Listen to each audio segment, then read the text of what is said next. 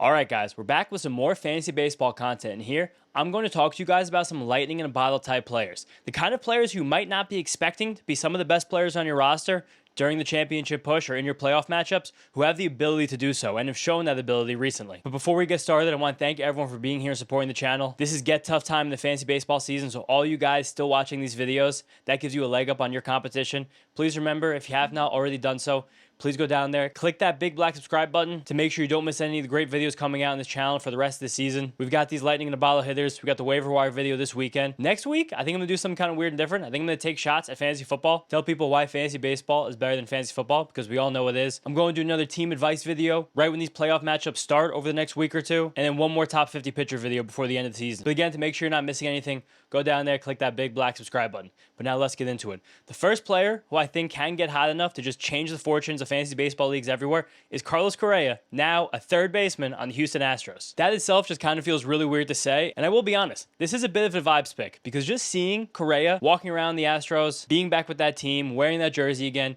having his first home game back in Houston on Monday, and the stadium blaring "the boys are back in town," which was even funnier because the Astros were playing the Red Sox and Alex Bregman was on the other side, it all just feels right. It all just feels like something is happening. And that's why Carlos Correa has been stuck in a pretty disappointing season. With a 7.4 OPS, it doesn't really look that badly, but in terms of fantasy baseball, it's only 9 home runs to this point, no stolen bases. It's just not a great package right now for fantasy, especially at shortstop, the deepest position in all of fantasy baseball by far. In terms of earned value in 5x5 rotisserie leagues, Carlos Correa is ranked 30th according to the Fangraphs player rater. And for you guys playing in points leagues, Carlos Correa is outside the top 25 in points per game from shortstops this season. So by any account, by any measure, any league type, Carlos Correa has not been a good fantasy baseball player in 2025. But recently, he's starting to look a bit like Carlos Correa again. He has an 865 OPS since July 1st, and that's a 900 OPS since the All-Star break, with more walks and strikeouts over that span. Then if you just look at the 10 games he's played with the Astros since the trade deadline, he's got 2 home runs, and that comes after he had only 2 home runs in his previous month of play with the Twins.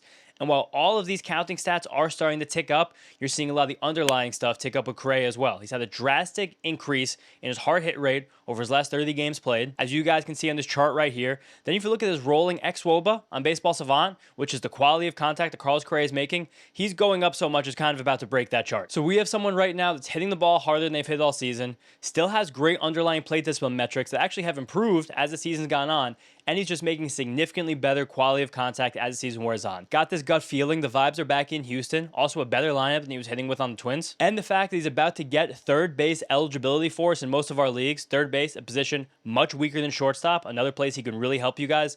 I think Carlos Correa could be about to go on a stretch that can just change the fortune of fantasy managers everywhere. Next up, we have Luis Gil, starting pitcher on the Yankees. Gil is now back off the injured list after sustaining a really significant lat strain during the spring, which he took a really slow and long recovery process. Basically had been throwing lightly since the end of April and had been working his way up again, very slowly, very periodically, all the way through the summer. Now finally coming back for the Yankees right before the trade deadline. And kind of funny enough, of those 2 starts back, he had a terrible start in Miami against the Marlins, and then a great start at home against the Astros. But diving into both of those individually, that first start against the Marlins, it was bad. He looked very rusty. He didn't really know where his pitches were going. He struggled to get ahead of hitters. He only threw a first pitch strike to 8 of the 19 batters he faced, and that kind of caused him to play catch up in every single at bat. It had him chasing strikes, called strikes with his secondary stuff, the slider and the changeup, and he was still struggling to spot those at times. So when he was throwing his pitches out of the zone, whether it was on purpose or by accident, the hitters weren't really biting on them. They weren't chasing on them whatsoever. They only chased 2 total pitches out of the strike zone and made contact with both, so Gil got no swings and misses on any pitch outside the zone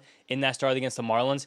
Just when you're behind every single hitter for a whole game, it's very hard to put pressure on them. But despite all that, his velocity and the stuff, movement-wise, all look good. So there's still a lot of confidence going on with Gil. And then he goes into the start last weekend against the Astros, and he looked great. He dominated them, 7 strikeouts in 5 1/3 innings, put the Yankees in position to win the game, which they haven't done that much recently. And the big key is that he was ahead in the count much more often. He threw a first pitch strike to 12 of 22 batters. You guys can see this great graphic right here from Baseball Savant showing how much more often he was ahead 0-1 compared to being behind 1-0. And then the even mix of pitches he was able to distribute when he was ahead in the count, even when he was specifically up 0-1, throwing the exact same number of fastballs, changeups, and sliders. That distribution, especially only as a 3-pitch guy, is really important for Gil to keep those guys off balance. Also, with being ahead, it allowed him to lean on his slider, which is objectively his best pitch. It forced 9 swings and misses, most of which came on sliders that were outside the zone. And again, you can just feel how in control Gil was when he was able to get ahead of hitters, not fall behind them, be able to push them back immediately with that fastball, oftentimes up in the zone, and then drop a nasty slider or a great changeup on them. Going high and low, changing their eye levels. This is the kind of pitcher that we saw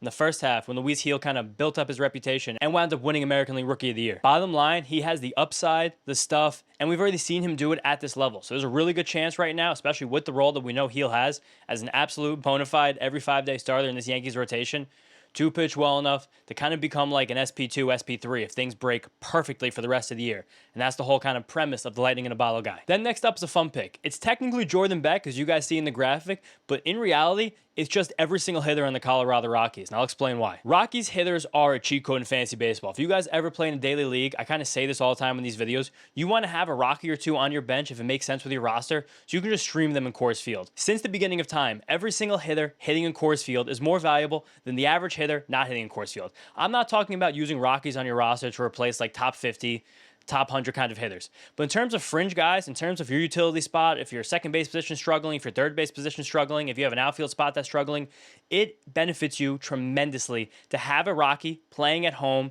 in that spot. Again, this is a fantasy cheat code. I think next year preseason, I'm going to do a whole video on like the 10 biggest rules of fantasy baseball you might not know. This is one of them, streaming Rockies hitters at home. And right now is a great time to get as many Rockies bats on your roster as possible because they play 23 of their next 36 games this season at home. That goes all the way until September 23rd, which that's the last week of the season. So most of our leagues are already over at that point. So right now you're going to get like 5 consistent weeks of Rockies home games, including a full 7-game homestand during a full Monday to Sunday fantasy baseball week coming up 2 weeks from now. This is it. This is the moment we've all been waiting for. It's a gift from the fantasy baseball and baseball scheduling gods to get these Rockies home games right now at the end of the season when the going is getting tough in our leagues and we might need to find a miraculous hitter to kind of spurn us to a championship. I want to highlight Beck specifically as the guy who could be that hitter because he has big time power, great speed. He's had some inconsistent moments this year, but still been great production. Working on something in between a 20 to 25 homer and steal pace with around 800 OPS if he were to play a complete season. And recently, he's been much better at managing his swing strike rate, which has helped him manage a strikeout rate, which is kind of the only thing stopping Jordan Beck from being a fantasy baseball star. But apart from him, Ezekiel Tovar is back from injury and is smashing the ball. Brenton Doyle has finally heated up after being one of the biggest disappointments in fantasy baseball this season. Warming Bernabel is the best story in baseball. Guy can't stop hitting. Tyler Freeman, Adael Amador are also just guys that are hitting right now, Freeman especially, but guys who can definitely get really, really hot to change a league over these next couple of weeks. Pick up these Rockies. Anytime you have a 50-50 call where you're considering possibly one of these Rockies and another guy, pick the Rocky for these last few weeks because they can just go completely nuts with all of these home games. Next up is Hurston Waldrop, starting pitcher on the Braves. Waldrop is a really fun case study right now because while he made 2 starts last season and 2 starts so far this season, he's a completely different pitcher. Last season when he came up, really soon after being drafted at University of Florida, he gave up 13 earned runs and walked 8 batters across 7 innings. It was an unmitigated disaster, basically as bad as a major league debut could go. But now so far this season, through 2 starts, 10 2/3 innings, he struck out 10, walked 3, and allowed just 2 earned runs. Again, he's a completely different pitcher. And the whole thing that's made him different is just the vast deepening of his repertoire. When he came up last year, he was really only a 1-pitch pitcher. And that 1 pitch was his splitter. So he really had to rely a lot on a not good fastball and a not good slide to put himself in position to actually use that splitter.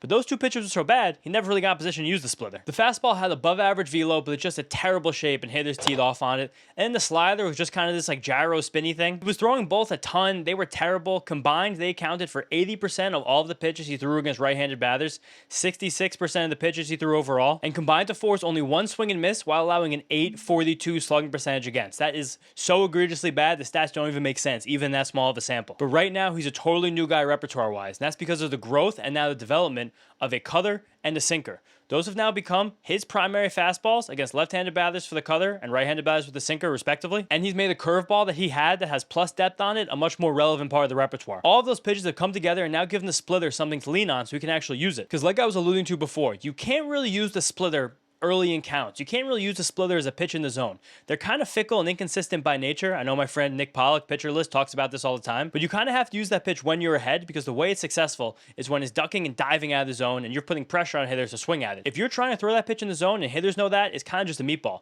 And also, if you can't locate it early in the count and you're using it to get ahead rather than put guys away, it's inconsistent, so you might not be able to pull that off. So it's imperative if you're a splitter first pitcher to get ahead. And Waldrop could not do that last year because the fastball was terrible. Now this year, leaning on on that sinker and the cutter, he's throwing many more first pitch strikes. Through his 2 appearances, he's thrown a first pitch strike to 29 of 44 batters he's faced. And it's even funny to think about the context of him coming up this year, because the first appearance he made at the major leagues was that weird rescheduled game that the Braves played against the Reds after the disaster in the Speedway Classic where the game was rained out in the first inning. Waldrop didn't know that he was going to be called upon to come in to make up that suspended game the next day. The Braves told him at 11:30 p.m. Then he said he woke up at 4:30 in the morning to drive 5 hours to Indy so he can pitch in that game. And when he took the mound, there was 1 out, 2 runners on, and he still threw a great game. Another big part of Waldrop having better command, getting ahead of more hitters, is a mechanical change. That was shouted out by my colleague at NBC Sports, Eric Samolsky. That was pointed out to him by Guara Vedak of Baseball Prospectus and Lindsey Crosby on their Substack. Basically, what Waldrop did is more control his leg lift. When his leg was rising up in the past, the beginning of his windup, it was kind of violent and coming up really high, like above his belt and like kind of kneeing himself in the chin almost. That made his delivery much more inconsistent. He was landing in different spots and you couldn't really spot anything. So even while that fastball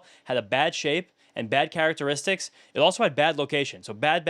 That's why that pitch sucked. But now controlling that leg lift a little bit better, he's able to be more consistent with his mechanics and locate better just across the board. Huge help for him. And a great call out by all those people noticing a big mechanical shift like that. With all of these changes now and a nice deep repertoire to support that splitter, Hurston Waldrop could go on a serious run. He's got the stuff, he's got the pedigree, and that amazing splitter again. Nasty pitch to be something like a frontline starting pitcher the rest of the year. I know that sounds crazy, and I'm not saying it lightly. Again, all of this comes together to make me think that Hurston Waldrop could go on a crazy tear. The only thing stopping him right now is the fact that he is already 103 innings pitched. That's already the most he's ever thrown in a season, college or the pros. So I am a bit worried about an innings limit. But we also haven't heard anything specifically from the Braves about innings limits. The only news we got is that he will take another turn in the rotation. That could come this week on Friday or Saturday, but I like Waldrop as a lightning in a bottle guy. Last up is Dylan Cruz, outfielder on the National. It's really easy to forget how highly regarded Dylan Cruz was heading into the season. He was a very popular breakout pick after, while not having great counting stats in his first cup of coffee around the league in 2024, having great underlying metrics, power, play discipline, speed, all that. In fact, in drafts, he was routinely going ahead of Pete Armstrong, who's been one of the big breakout stars in baseball this season. Despite having not so good of the last 2 months. If only someone told you guys to sell him high. I don't know. Maybe it could have been me. I don't know. But when Cruz started the year, he was awful. He got hurt, and he just completely fell off a bunch of people's radars. Which is funny, because right before Cruz got hurt, he was actually hitting really well. The last game he played when he went out with an injury was on May 20th. In the 29 games before going out with that injury, he had 7 home runs, 7 stolen bases, and a 785 OPS, all while having his K rate in check and his walk rate rising. That's a very good player, especially in fantasy baseball. But it's much easier to remember the fact that he started the season 0 for 19 with a 53% strikeout rate and hit just a $140 through 3 weeks of the season. Again, with the expectations that Cruz had, those first 3 weeks just kind of killed his entire reputation. So it's easy to miss the fact that he went on a really crazy 4-week stretch before getting hurt. Because again, that injury was a very serious oblique strain that's kept him out for almost 3 full months at this point. But now Cruz has been on a rehab assignment for a couple of weeks. He's showing some power. He's not striking out very often. He hasn't really stolen that many bases, but also why risk them on a rehab assignment? He also hasn't really walked that much. But I can see a guy like Dylan Cruz being like, I just want to get my swings in, 3 months of no timing. At the end of the day, this is still a very high-end prospect with tons of pedigree, power, speed, and when he's healthy, he's going to have a full-time starting spot in the Nationals outfield for the rest of the season. Sneak him on your roster now if you have the space, if you want this kind of player on there, which I'm sure you probably do, and you could be able to reap some crazy rewards over the last month of the season. Now, apart from those 5 guys, I do want to mention some honorable mentions for this list. First up, Landon Roop. He's expected to make his next start with the Giants after experiencing some elbow discomfort. Probably will take him 2 or 3 starts to get back to 100 pitches, but was sneakily just on a tear, not giving up any runs and striking out an above league average rate of batters before going out. Then a few guys I've been mentioning on this channel a lot. Michael Harris. I hope you have him right now because he is the lightning in a bottle guy. He is absolutely blazing, freakishly hot at the moment, and I'm sure he will keep us up for a few weeks because that's what Michael Harris does. Zebby Matthews is striking out the world but allowing too many home runs. If he can get that home run rate in check or even just get lucky with the home run rate, you guys are already seeing how high his ceiling is just with all those strikeouts on the Twins rotation. Chase Burns also striking out the world. 4 straight full starts where he struck out at least 10 batters, but Terry Francona hinted at an innings limit for him and said they're going to have to get creative with how they're going to use him the rest of the year. Jesus Sanchez on the Astros, hitting second or third every single day and just ripping the cover off the ball. We love to see that. Then also Jordan Walker, another prospect with crazy pedigree, getting to some of those tools right now. He's never shown at the major league level, so maybe there's just like a deep league lightning in a bottle guy, but you can see Jordan Walker smacking a couple home runs and stealing a couple bags through the end of the year. I also want to shout out Ryan Bergert on the Royals. He's going to be a big piece of the waiver wire video this weekend, but Michael Rosen of Fangraphs wrote a great piece about Bergert, how he has a really unique ability to throw a high spin efficiency fastball with good hop and good ride at the top of the zone, while also being able to get legitimate horizontal movement on breaking balls. Not many pitchers in the league can do both of those things, so Bergert doing it makes him a unicorn. I love pitching analysis like that. And then lastly, some guys in the minor leagues you guys should be considering, because if they get called up, they can easily be lightning in the bottle guys. I just want to see them get the call up. Christian Campbell of the Red Sox, favorite on this channel early in the season, struggled, now smacking the ball in AAA. Samuel Basayo, he's such a good hitter, such a good profile. He could have a Nick Kurtz type of impact. And then Dylan Beavers, Basayo's teammate potentially in Baltimore with plus power and plus speed and crushing the ball in the upper minors. But thank you guys so much. These are the lightning in the bottle players for the end of the year. We're going to get pretty creative with these videos going through the end of the season. So again, if you guys don't want to miss anything, please go down there, big black subscribe button. We're really close to 7,000 subscribers. Want to get there soon. You guys have been so great this whole season though. Thank you so much, and I'll see you next time.